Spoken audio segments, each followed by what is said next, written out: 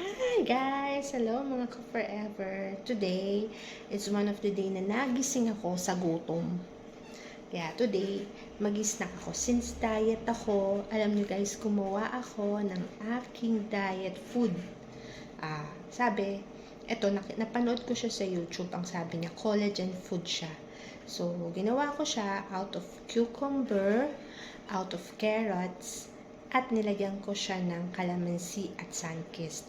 Calamansi kasi guys, kasi 'di ba pag collagen kailangan mo siya ng vitamin C. So yun. So, ayan, kukunin ko siya sa ref. Papakita ko sa inyo kung ano yung naging itsura ng gawa ko na collagen drink. Collagen food. No, it's not a drink. No, it's not a drink.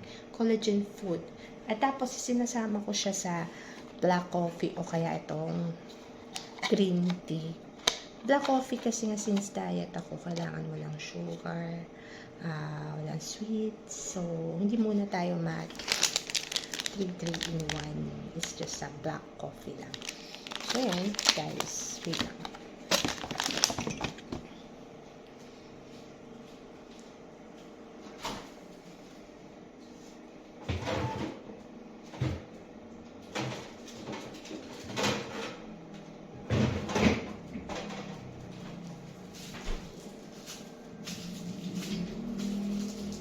Ayan. Ito siya, guys. Ito siya. Dito siya nakalagay. Yan. Ang tawag ko dito is collagen drink tea. Okay?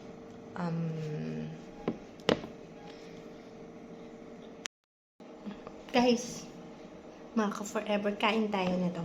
Okay. This one is collagen cube siya.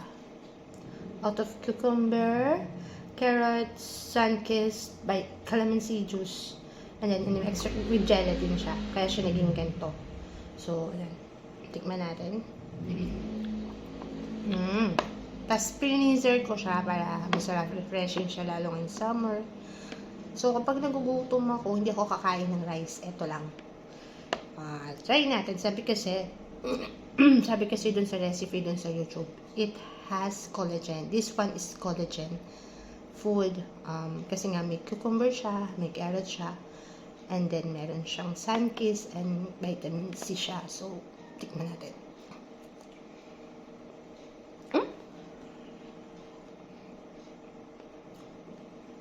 Sakto lang. Kung gusto mo talaga mag-diet, pwede siya kasi wala siyang sugar. Nilagyan ko lang siya ng honey para mas okay siya. Siya, pwede na. Tapos mamaya inom ako ng black coffee. Black coffee ko lang is Nescafe lang over the counter. Very simple. Dalawa lang busog ka na. Kasi namin gelatin siya. So, nakakabusog siya. Imbis na bread, imbis na may mga sugar, processed food. Ito kasi healthy siya kasi yung cucumber. Just carrots siya. So, ano siya? Yung carrots kasi syempre may beta-carotene, maganda sa mata. Tapos malamig siya, kaya masarap.